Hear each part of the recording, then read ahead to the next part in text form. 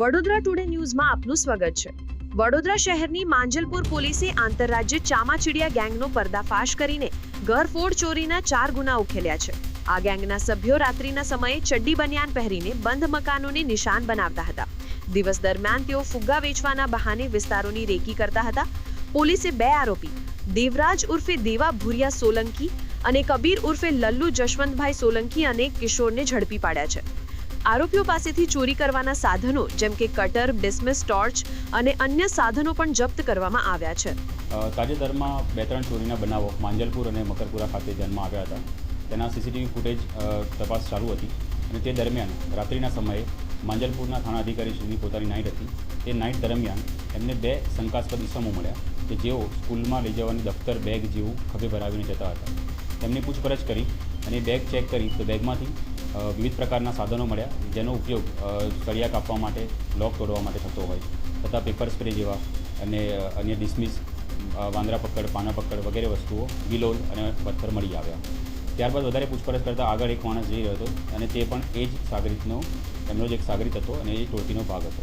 તો તે રીતે આ ચડ્ડી બનિયાન ધારી ગેંગ જે અત્યારે ઘણી એક્ટિવ થઈ છે છેલ્લા થોડા સમયથી તેને પકડવામાં આવી છે અને તે આંતરરાજ્ય જે ચામાચીડિયા ટોળકી, ચામાચીડિયા ગેંગ તરીકે પણ તે પ્રચલિત છે, જેમની ઉપર તેમના શરીરના છાતીના ભાગ ઉપર ચામાચીડિયાનું ટેટુ બનાવવામાં આવેલું હોય છે।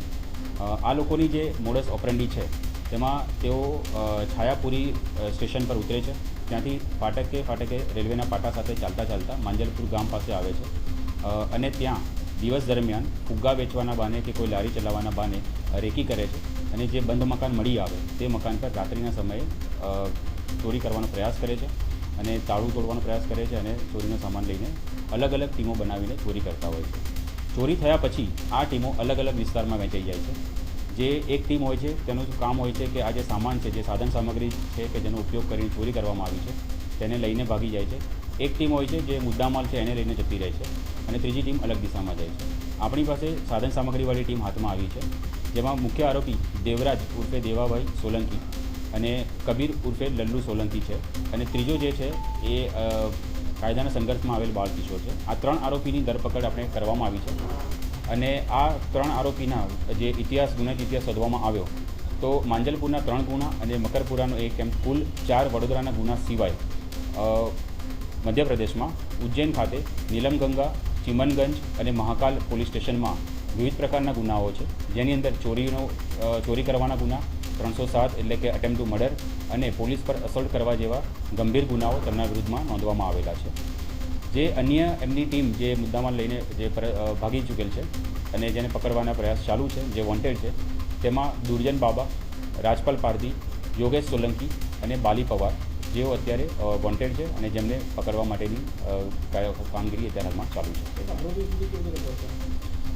રાત્રિના સમયે નાઇટ ડ્યુટી દરમિયાન જે શંકાસ્પદ ઇસમ મળી આવ્યા કે જે સ્કૂલ બેગ લઈને જતા હતા તો તેમને પૂછપરછ કરવામાં આવી, તેમને ઊભા રાખવામાં આવ્યા અને તેમને સ્કૂલ બેગ ચેક કરતાં તેમની પાસેથી સ્કૂલ બેગમાંથી કોઈ સ્કૂલનો સામાન ન મળતા વિવિધ પ્રકારના પાના પકડ, ડિસ્મિસને બધું મળી આવ્યું, વિલોલ મળી આવી એટલે એમના પર શંકા ગઈ અને તેમને પછી પોલીસ સ્ટેશન લાવીને વધુ પૂછપરછ કરી અને એ રીતે આ ગુનાનો ભેદ ઉકેલવામાં આવ્યો છે। તેઓ ફુગ્ગા વેચવાના બહાને અલગ અલગ સોસાયટીઓમાં અત્યારે ઘણા બધા મેળા જેવો માહોલ પણ છે વિસ્તારમાં, તો ત્યાં પણ ફરતા હોય છે। તો તેમના જે ફેમિલી મેમ્બર્સ હોય છે તેઓ ફુગ્ગા વેચવાના બહાને સોસાયટીની વિઝિટ કરે છે અને જે બંધ મકાન મળી આવે તેની રેકી કરતા હોય છે અને રાત્રિના સમયે તેઓ ટીમ બનાવીને ત્યાં ચોરી કરવાનો પ્રયાસ કરતા હોય છે। કુલ 3 વ્યક્તિઓને આપણે પકડ્યા છે, જેમાંથી 2 માણસો દેવરાજ અને કબીર છે અને ત્રીજો છે એ માઇનો છે।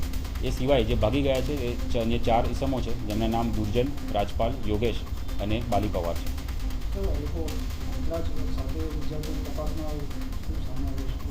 અત્યાર સુધીની જે તપાસ કરી છે તે દરમિયાન 4 ગુનાનો ભેદ ઉકેલાયો છે, જેમાંથી 3 ગુના માંજલપુરમાં દાખલ થયેલા છે, એમાંથી 2 દાખલ થયા છે, ચોરી થયેલી છે અને એકમાં ચોરી કરવાનો અટેમ્પ્ટ કર્યો હતો પણ ચોરી થઈ શકી નહોતી અને મકરપુરાની એક ચોરીનો ભેદ આમાં ઉકેલાયો છે અને હજુ તેમના જે રિમાન્ડ માંગવામાં આવશે અને જરૂરથી આગળ તપાસ કરવામાં આવશે કે અન્ય કોઈ વિસ્તારમાં તેઓ ચોરીનો બનાવ બન્યો હોય તો તે બાબતે પણ તપાસ કરવામાં આવશે।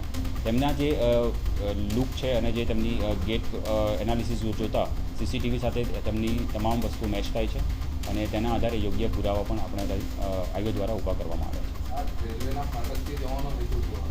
છાયાપુરી એ થોડું છેવાડાનું સ્ટેશન છે, એટલે મેઇન સ્ટેશન ના ઉતરતા છાયાપુરી સ્ટેશને ઉતરે છે અને રેલવેના ફાટક એકદમ ત્યાં જનરલી પોલીસ અને પબ્લિકની અવરજવર ઘણી ઓછી હોવાના કારણે ફાટકે અને રેલવેના પાટા સાથે ચાલતા તેઓ માંજલપુર સાઈડ આવે છે.